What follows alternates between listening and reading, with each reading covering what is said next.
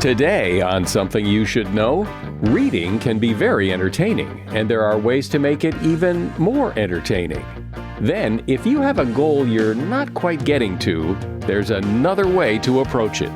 I like to look at goals not as a problem to fix, but as a present to open. So I always try to get people to look at it that way versus there's a part of my life that's broken that I need to fix, because we don't like to spend time sitting in that spot. Also, how to better your chances of winning any argument, and the strange words and phrases we use to get our point across. For instance, if you look out the window and it's raining really hard, it's raining cats and dogs. And people all across the world have thought this, because in different languages you get it's raining spears, or it's raining cauldrons, or even in Danish, it's raining shoemakers' apprentices. All this today on Something You Should Know. Whether you run a full-time business or maybe you have a side hustle and sell things online, something you should know is that there is one platform millions of people trust to sell their products around the world, and it is responsible for nearly $500 billion in global sales. And that platform is Shopify. Shopify is the commerce platform revolutionizing millions of businesses worldwide. Whether you're a garage entrepreneur or you are IPO ready, Shopify is the only tool you need to start, run, and grow your business without all the struggles and glitches. So whether you're selling satin sheets from Shopify's in-person POS system, or maybe offering organic olive oil on Shopify's all-in-one e-commerce platform, you are covered. And once you've reached your audience, Shopify has the internet's best converting checkout that will help you turn browsers into buyers. What I love about Shopify is it works no matter what size your business is, and it will help you grow to a bigger size because of all the features and support.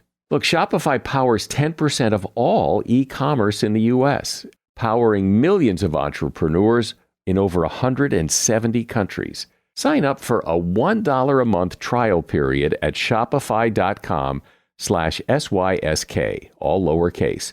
Go to shopify.com/SYSK to take your business to the next level. Shopify.com/SYSK. Something you should know. Fascinating intel, the world's top experts, and practical advice you can use in your life.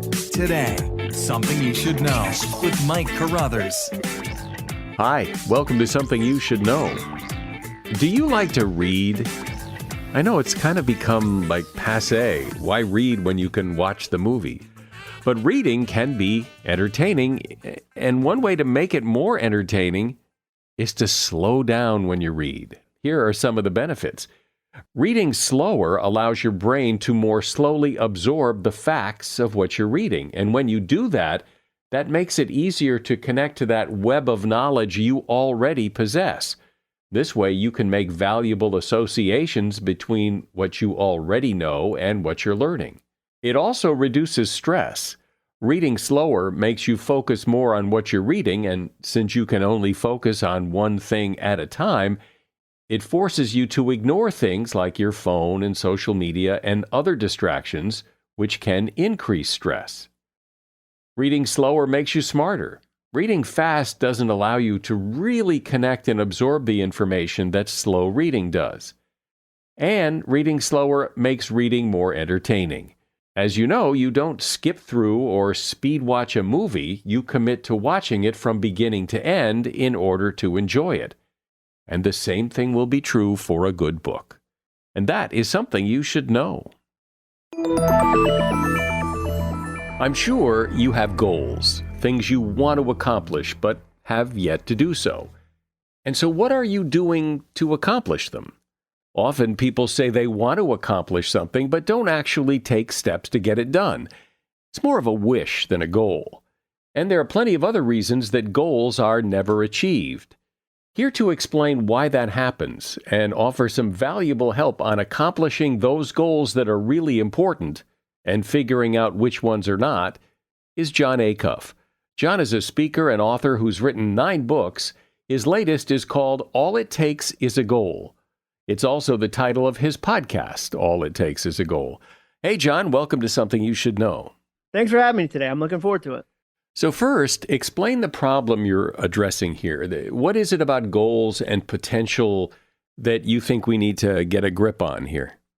Nobody feels they're living up to their potential. So there's a PhD named Mike Peasley. He's a professor here in Nashville where I live. We asked 3,000 people, 96% of people said they are not living up to their full potential. So I would say the problem is a general sense that you're capable of more and not knowing what to do with that. 96%. 96%. The other stat that got me was that 50% of the participants felt that 50% of themselves was untapped. So that the metaphor for that became, that's like walking down the stairs on Christmas morning and only opening half of your presents. And so once we did the study, that's when I said, okay, it's not just me, it's a lot of people. When people say that they're not living up to their potential or they're not using all of who they are and what they are, what's stopping them? A million things. It could be family of origin. Their family would say things like must be nice when they saw somebody in their town that did well. And the implication there was success is for other people. There was a podcast I was on with a guy named Steven Scoggins, and his dad used to say, Scoggins don't get ahead, Scoggins get by. So you hear that 1,000 times as a kid, you tend to believe what your dad is saying, that no, I can't try to be more than I am today. So sometimes it's family of origin. Sometimes they've never even known it was an option. I've met people that didn't ever meet a comedian or a public speaker or an author, and they didn't even know that was an option to do with your life. Often it's imposter syndrome, perfectionism, there's a whole host of things that'll trip people up as they try to do more than they're currently doing. And do you think if you asked those people, and maybe you did ask those people, what is it that's stopping you? They can identify it pretty well, or they go, man, I don't know. They know a little, but they don't know the whole story, because if they knew the whole story, they might actually change it. So sometimes you have to go, wow, like, let's look at what you've been doing. Okay, you see, there's actually a pattern here. Sometimes, I read this great book by this guy, Roy Williams, who said, it's hard for us to understand our own lives sometimes because it's like trying to read the label when you're inside the bottle.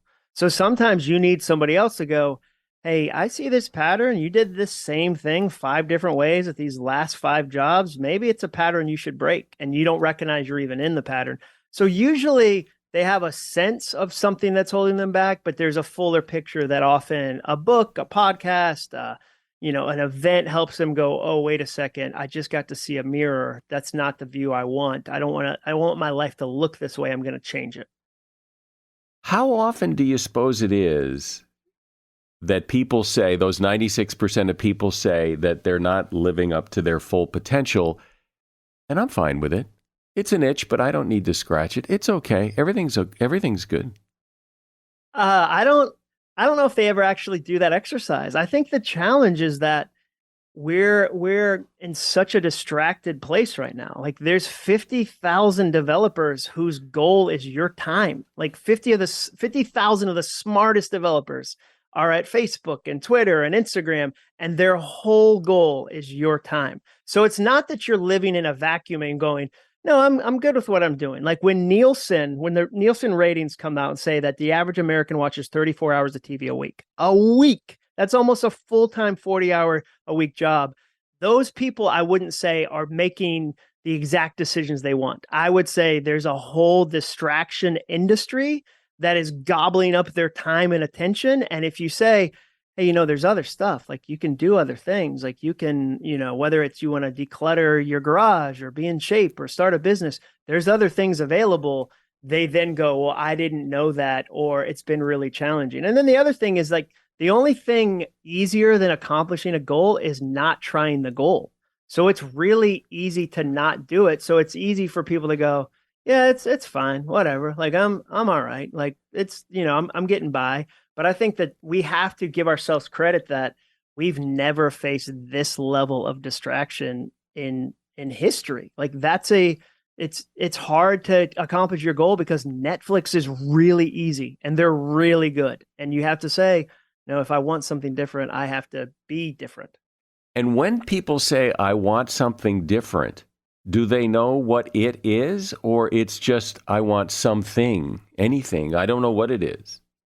Yeah, they usually don't know exactly. The people that engage with my content, I never meet somebody who says I have zero goals. People who read a book like mine, all it takes is a goal, or listen to my podcast, they always have more goals than they know what to do with. I very rarely will somebody stumble into the self-help or business section of a bookstore and just pick up one of my books just because and say, my main problem is I have zero desires. What I encounter more is, like, I just recently did a study. The average number for people that read my stuff is they have 22.5 goals. So they have more than they could possibly do. So what you have to do in that situation is go, okay, knowing, like, an easy exercise I do with people is they'll say, well, how much would those goals cost in time? Oh, okay, they'd cost 40 hours. How much free time do you have currently in your week? And they'll go, I have 2 hours of free time. And I'll say, well, that's why you're frustrated right now. You're trying to fit a 40-hour load of new goals or desires into a 2-hour spot in your week. What if we figured out which was the one that mattered in this season? Because not every goal is for every season. Don't you think a lot of the problem with goals is people have goals, and maybe they're more wishes than goals, but they don't know how to achieve it. They don't know how to get there. They can see it there on the other side of the river, but they don't know what the bridge looks like to go across to get it. Yeah, or they try to jump the river in a single leap. Goals are interesting because there's some goals in life, Mike, that we don't expect to do quickly. Like, nobody goes, hey, I'm going to learn Italian this weekend, or I'm going to learn Italian this month. My goal is to be fluent at the end of the month. But we say things like, I'm going to write a book. I want to get in shape. I want fast progress. So often they don't know which steps to take, or they have crazy aggressive goals that are doomed from the beginning. So they say, okay, and we say terrible things online, like, if your dream doesn't scare you, it's not big enough. You need to go big or go home. Most people go home in that situation because they have a really hard time translating massive desires into daily actions. And so that's what I talk about a lot in All It Takes Is a Goal is, okay, how do you build some easy goals? How do you build up some momentum? How do you build some middle goals that are a little bigger? And walk the steps. The metaphor that's been helpful for me is, if I had a ladder and it was 12 feet tall and I said, okay, Mike, you need to get to the top of this ladder, and it only had 2 rungs, one at the very bottom and one at the very top, that would be a useless ladder. How you would have to jump 12 feet into the air, 2 feet higher than a basketball rim, try to grab the top rung and pull yourself up. And that's what people do with goals all the time. They say, I want to start a business. It's day one. I just got to go for it. And there's no steps, where my approach is more, hey, what if there was a step, a rung every 6 inches? Do you think you could climb to the top of that? Like, could it even maybe be somewhat of an enjoyable experience? Would you have an easy time climbing to the top? And they go, yeah. And I say, well, great. Let's come up with a lot of rungs. So climbing the ladder is something you're able to achieve. So how do we come up with those rungs? Well, a lot of it is you turn that desire into some actions. So I tell people all the time, because according to the New York Times, 82% of Americans want to write a book. It's one of our most popular goals. So I'll say, well, don't write a book, write a chapter, or don't write a chapter, write a page, write 100 words. So I'll try to get them to do some small goals so that they have some encouraging finish lines. It's kind of like if you ran a half marathon, there's 13 different signs along the course. It's not just a starting line and a finish line. That'd be demoralizing. That's the, one rung and a second rung. Every mile they have a sign that says 1 mile, 2 mile, 3 mile. So I'd say, okay, let's take this big goal, write a book, start a business, whatever it is, and find some things you can do in a week, in 2 weeks, in a month, and break it down bit by bit so that you can actually make some progress. So how is this different than just the advice of, break it into small steps, which we've all heard for a million years? How is your approach different than just that? Well, the first approach is figuring out what you really care about. You go back to that, people have 22 and a half goals. Most people, when they start a goal, run into this vision wall where they say, okay, I have to know exactly where I'm going. They misinterpret things like Stephen Covey's begin with the end in mind, and they turn it into, until I know the end, I can't begin. Or they misinterpret, Simon Sinek's wonderful start with why until I know my why, like my true north, I can't get started. And so a big part of what I like to do is at the beginning, help them figure out, what do you really care about? Because there's a lot of fake goals. If you have 22 and a half goals, a lot of them are distracting fake goals that you really wouldn't want to do it anyway.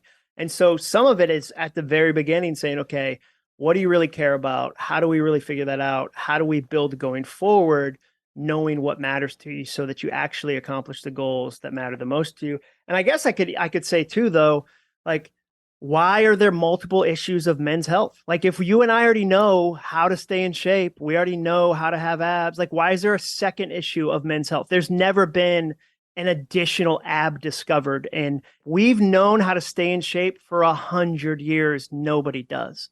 So I don't, for me, whenever somebody goes, well, isn't this common sense? I say, if you're doing it, like right now, if you are in the best shape of your life, you have more money than you know what to do with, you get to be so generous with it, you're spending time the way you want, you're in a fulfilling, loving relation. Awesome.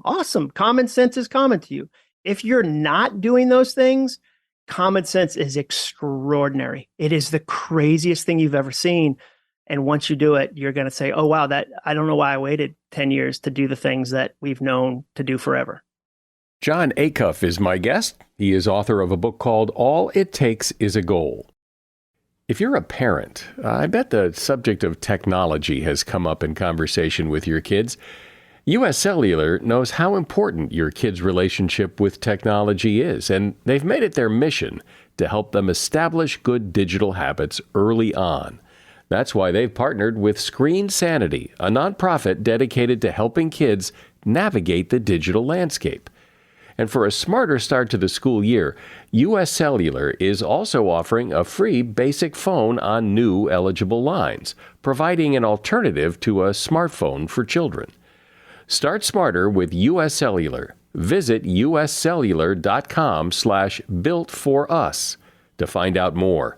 Restrictions apply. Visit uscellular.com for terms. So, Jon, what you said about fake goals is really interesting to me, because when you say 82% of people say they want to write a book, which is probably more than the number of people who want to read a book.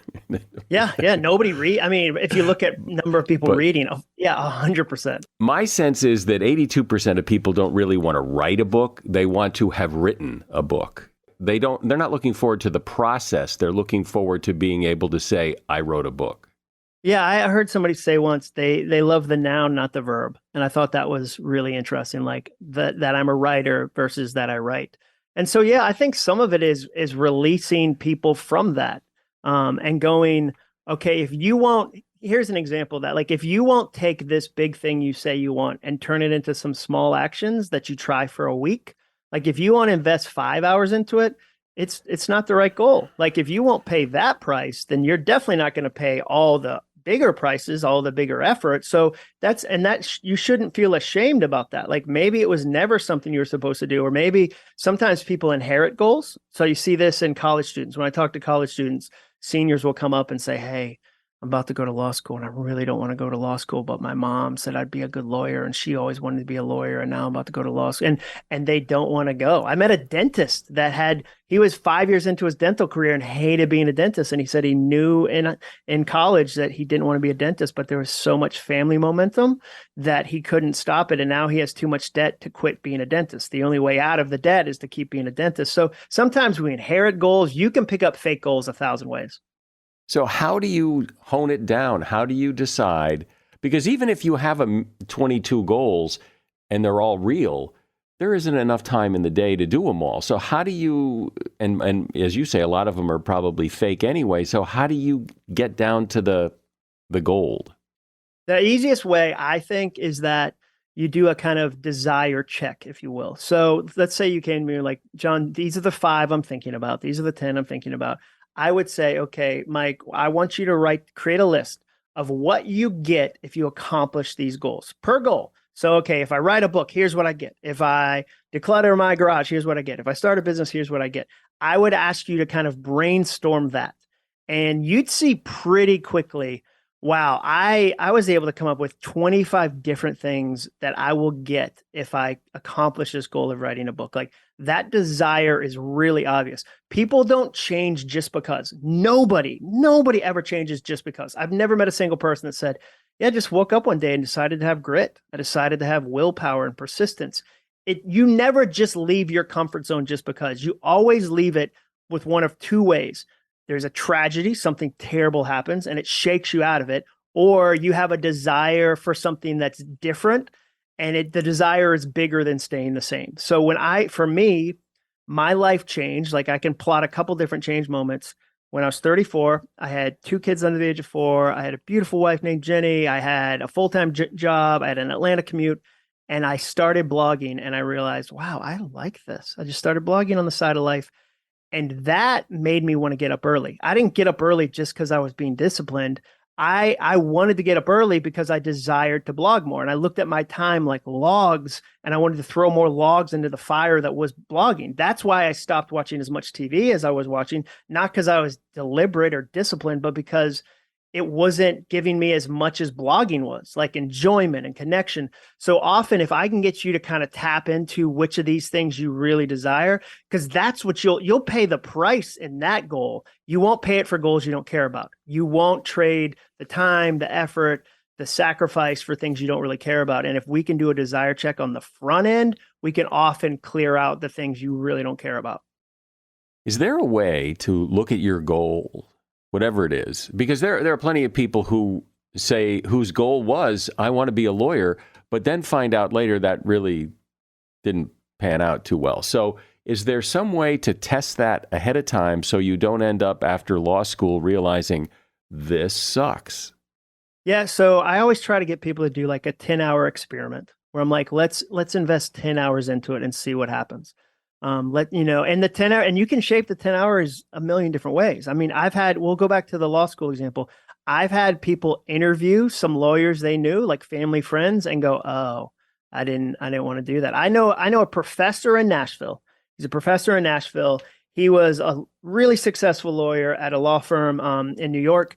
And he started interviewing the partners about their lives. And he realized that this goal he had to become a partner wasn't the goal he really wanted. And the way he said it was like winning a pie eating contest and your prize was more pie.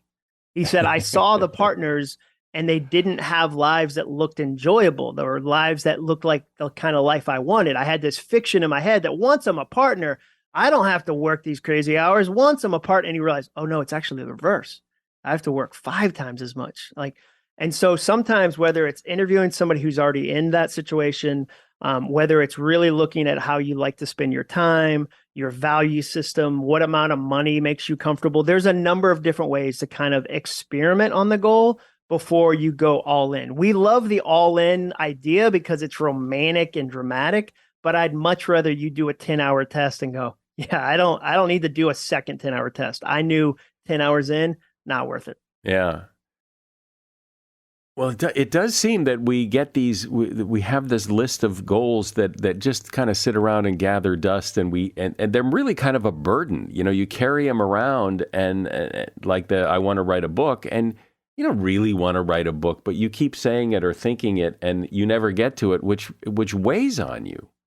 Yeah, it has a lot of emotional weight, 100%, because it's an unfinished thing. And there was a study that we remember the unfinished things in our lives longer than we do the finished. We tend to kind of remember those open loops. They nag at us. And so for me, and I do the same thing this summer, one of my goals was I want to spend some time working on a mystery novel, because I've written nonfiction. I was like, oh, I'm going to do a mystery novel.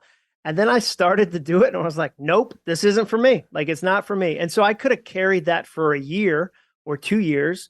But the other problem, Mike, is that when you tell somebody you have a goal, you get pre-congratulated. So scientists have studied this from the 1930s. There was a psychiatrist named Kurt Lewin that studied this. When I say my goal, say I tell you I'm at a dinner party with you and I say, hey, I'm gonna run a marathon. You naturally congratulate me. You go, man, good for you. What discipline? I don't have that kind of oh my gosh, I haven't run a single mile. I'm already getting pre-congratulated. And your body releases dopamine in that moment. And it's not a ton of dopamine, but it's enough to satisfy. It's this small, dangerous amount where you go, I don't even have to race. I don't even have to do the work. Same with writing a book. Writing a book, when you tell people that at a dinner party, they go, "You're so brave. Thank you for using your voice." And you go, "I am brave. You haven't written a single page. You're getting congratulated." It happened to me just the other day. I was at the bank, and the teller said, "Oh, what do you do?" And I actually went in the bank, which feels like very 1920s behavior, but I was in the bank, and I said, "Oh, I'm a writer," and he's like, "Oh, I'm working on a horror trilogy." And I was like, "Oh, okay." Like, and my first thought was like, "Dude, you're never going to finish that. Like, one book is hard. Starting with 3, that's really," and he's like, "I've been working on it for years." I thought, I bet you have. Like, that's really hard. And I tried to resist the like, "Well, good for you. Congratulations." Because I know that doesn't help him long term. That's so great. I never thought of that. But you could say that about like, "I'm going to quit smoking." Oh, that's great. But I'm not. Yeah, your family's going to appreciate that. Way to have willpower. Yeah. You could have smoked a pack before you got there. Right. They don't know. You could smoke another pack on your way home. Exactly. And go, "I am a good person. God. I am doing well." What willpower. God, yeah, I'm the best. Man, I'm strong. I'm like The Rock. I'm like Dwayne Johnson. Don't you think a lot of people look at what they say are their goals as more just a thing on the list of things to do? It's more a task than a goal. So I like to look at goals not as a problem to fix, but as a present to open. I think there's a lot of people that come to a goal and go, "Oh, I got these 5 things in my life that are just broken, and I got to get my life together." And I've never met somebody on the other side who accomplished something and said, "Yeah, I just shamed myself a bunch and I was able to accomplish it." It just never works long term. Shame as a fuel isn't helpful. I'd much rather you go, "Okay, if I allowed myself to dream a little bit, if I allowed myself to turn those dreams into some actions, if I allowed myself some time to focus on those, what could I really do? What presents could I really open?" So I always try to get people to look at it that way versus there's a part of my life that's broken that I need to fix, because we don't like to spend time sitting in that spot. No, we don't. Well, I like the way you look at setting and achieving goals. It really makes it more accessible and achievable and easier to get your head around the whole idea. I've been talking to Jon Acuff. He is a speaker and writer. He's written 9 books, and his latest is called All It Takes Is a Goal. And there's a link to that book at Amazon in the show notes. Appreciate it. Thanks for coming on, Jon. Yeah, thank you so much. You use words and phrases every day that actually make no sense. "I did it cold turkey." "He was caught red-handed." "You have to know the ropes." "Don't pass the buck." All these things make no literal sense. So where do they come from? Why do we say them? Here to explain is Caroline Taggart. She's worked in the publishing business for a long time and has written several books, including Humble Pie and Cold Turkey: English Expressions and Their Origins. Hi, Caroline. Welcome to Something You Should Know. Hi, thank you for having me.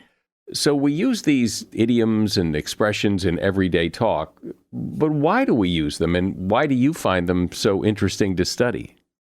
Idioms and funny expressions just make language more interesting. It makes it easier, more picturesque, more visual, more fun. I mean, if you look out the window and it's raining really hard, you can say it's raining really hard. But the first time somebody said it's raining cats and dogs, people must just have gone, "Wow, that's a really visual image." And people all across the world have thought this, because in different languages you get it's raining spears, or it's raining cauldrons, or even in Danish it's raining shoemakers' apprentices. Just heavy things falling out of the sky. Shoemakers' apprentices. I love it. And what does it mean, cats and dogs? I mean, why cats and dogs? That's certainly the one we hear most here. Everyone's heard it. Where did it come from? Opinions vary. There are those who think that in the old days when we had open drains and it was raining very heavily, cats and dogs were just swept away with the water. Some people say they were hiding in thatched cottages and were, again, swept away by the water. But I think it's just likely that somebody said, "Hey, there are heavy things coming out of the sky." What are let's talk about some of your favorites for whatever reason, but just ones that really tickle you, that you think are fascinating, either because of what they mean or their origin or whatever. You know the expression to be galvanized into action? Yeah, I don't hear that very often, but yeah, I guess I've heard that, yeah. Okay, well, it sort of means just somebody to put a boot up your backside and make you do something and just get going. Now, in the 18th century, there was a scientist called Galvani, which is where we get the word galvanized from, and he was experimenting with animals. They thought in those days, some people thought that there was a sort of electrical force that flowed through your body in the same way that blood does. And Galvani discovered, probably by accident, that if you put an electric charge in a frog's leg, it sort of convulsed, the muscles convulsed, as if it was coming back to life. And this was very fashionable thinking, very much in the news, at the time that Mary Shelley was writing Frankenstein.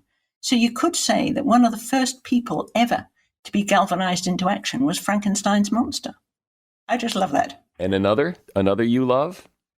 Okay, I like the idea that in the UK, they tend to call people who organize funerals funeral directors, and the old-fashioned word was undertakers.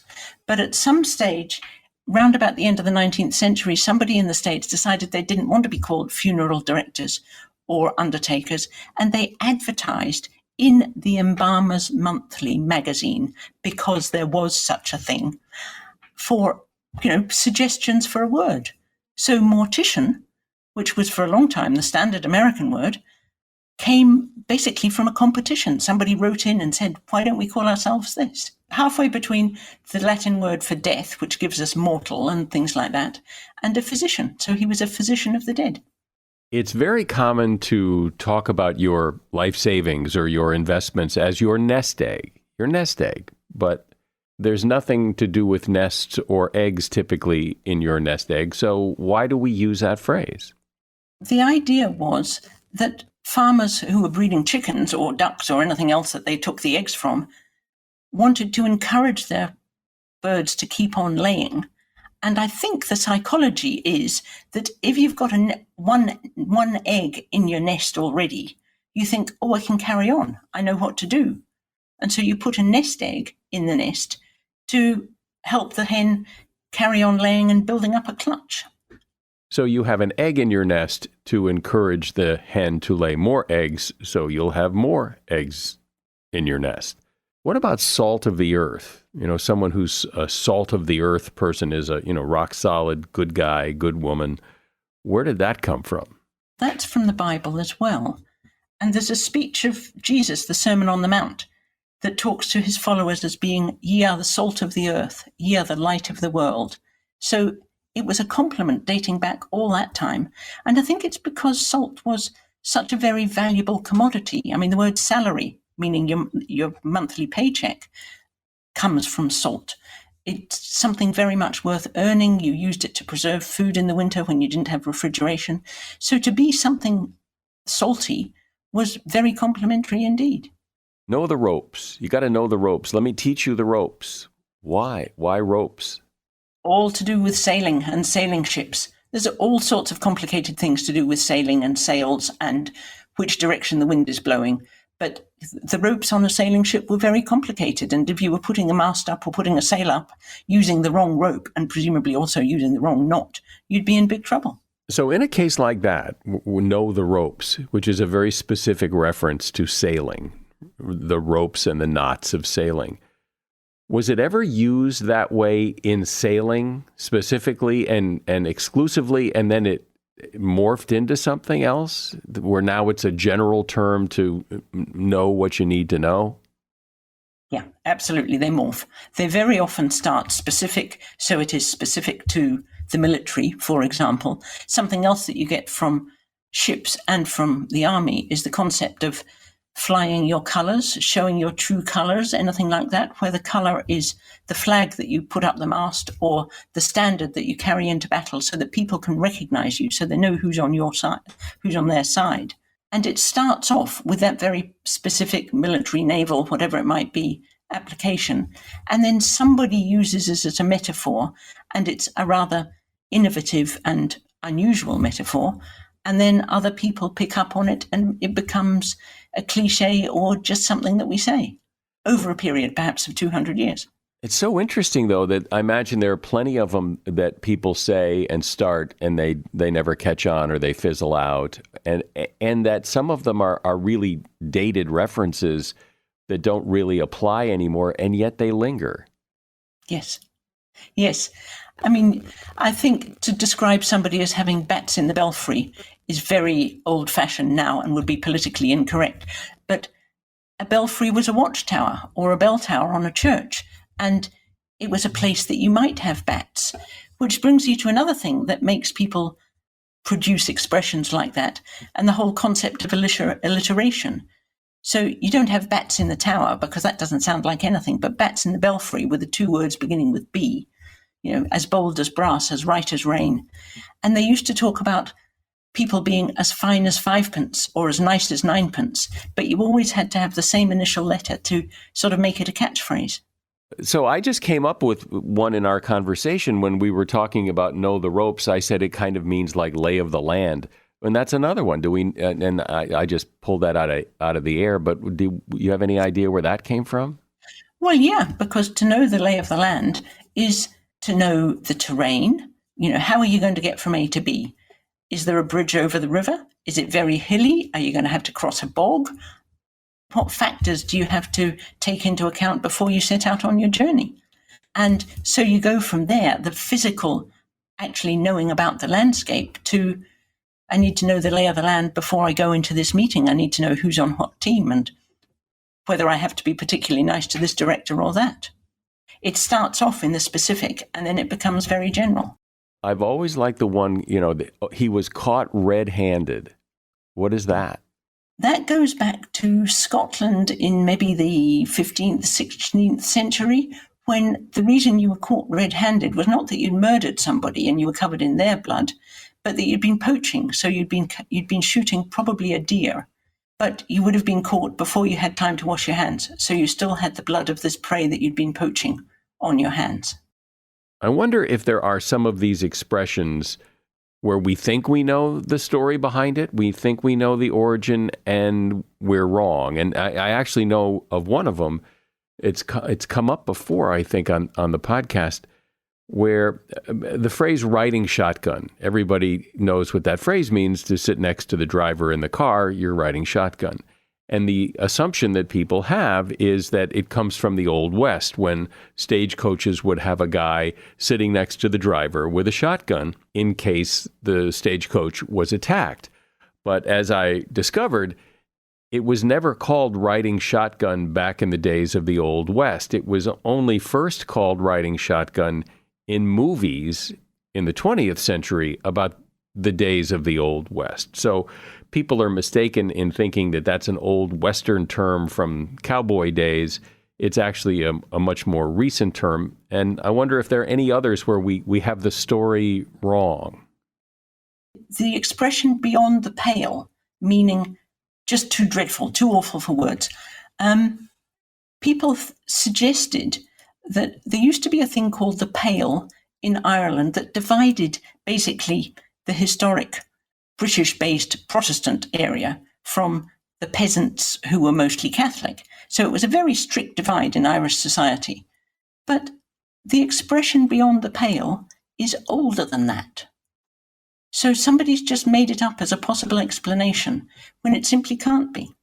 From listening to you and just thinking about this, I mean, so many of these are really old, like old, centuries old, and they've stuck around.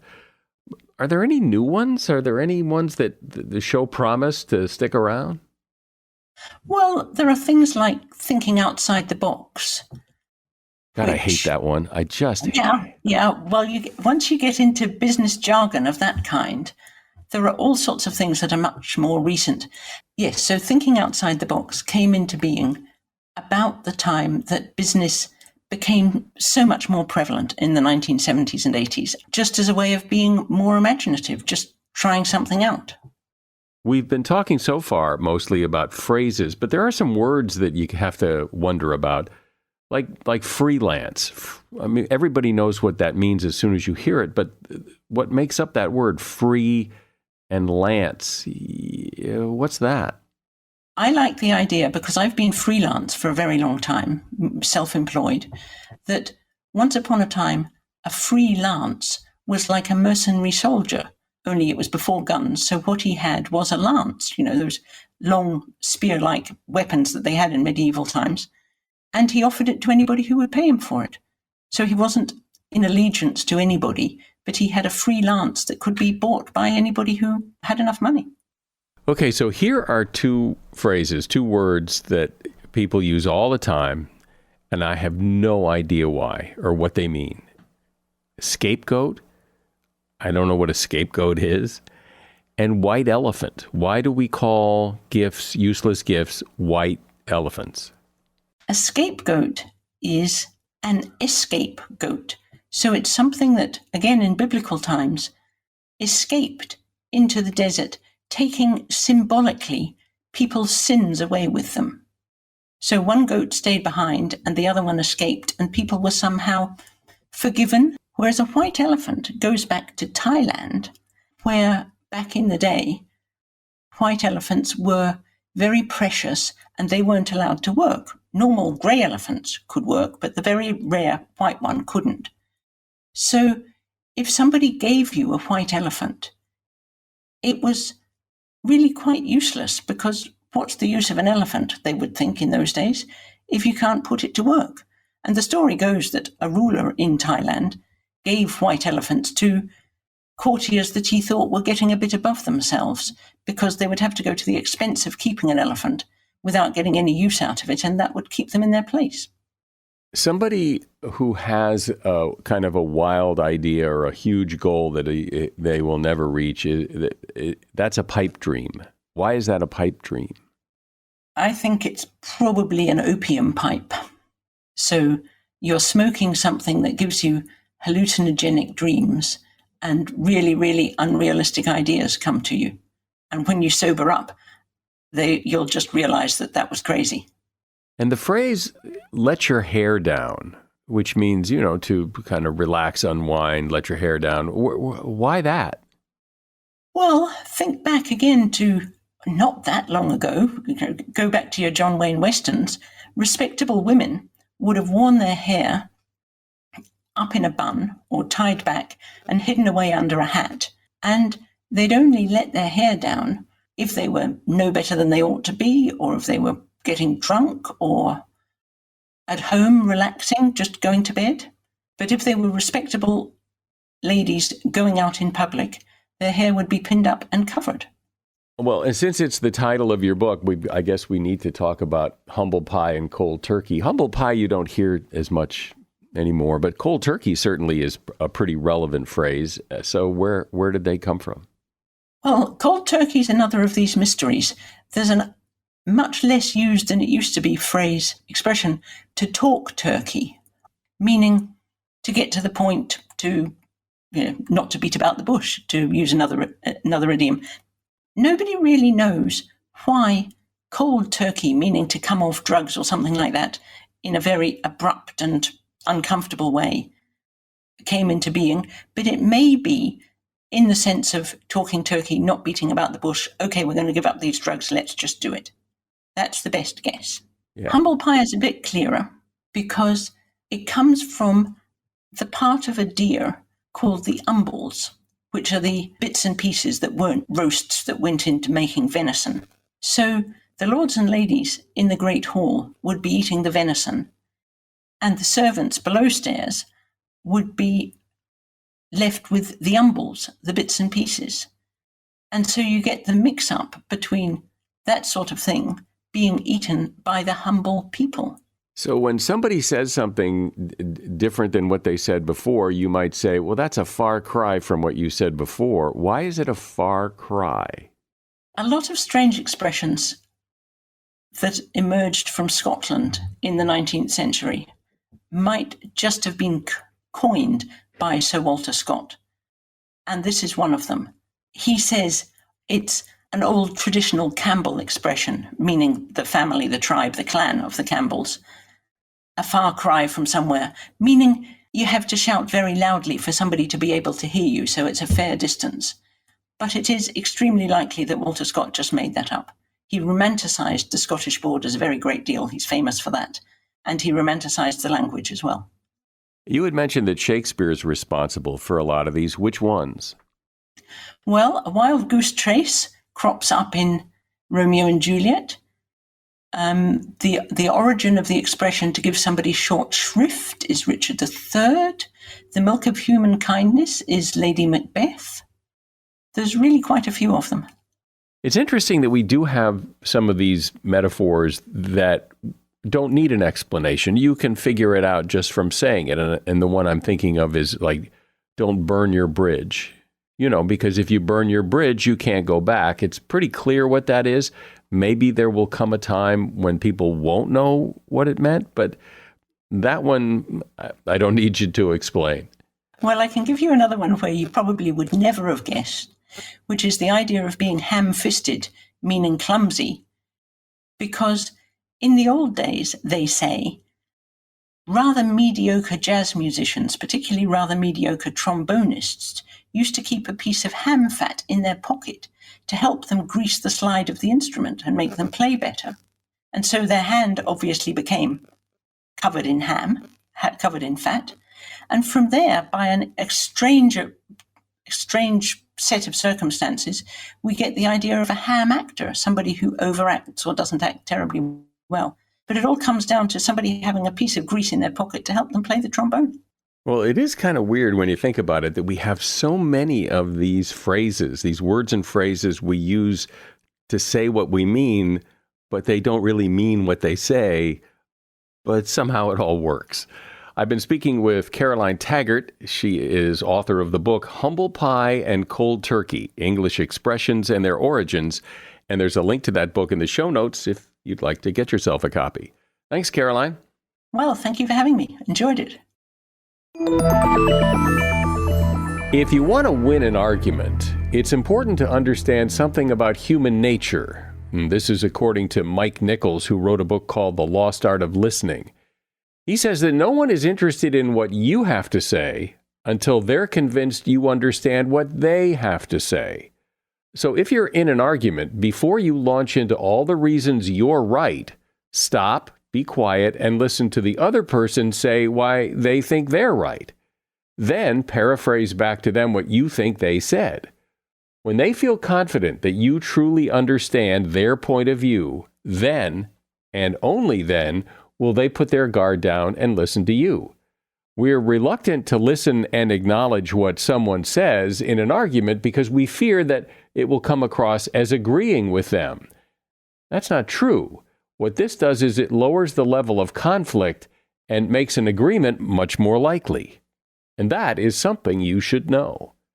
If you have just a moment, would you please take that moment and write a review of this podcast, either this episode specifically or the whole series in general, and post that review on whatever platform you listen to Something You Should Know on. It would really be appreciated. It helps us a lot. I'm Mike Carruthers. Thanks for listening today to Something You Should Know.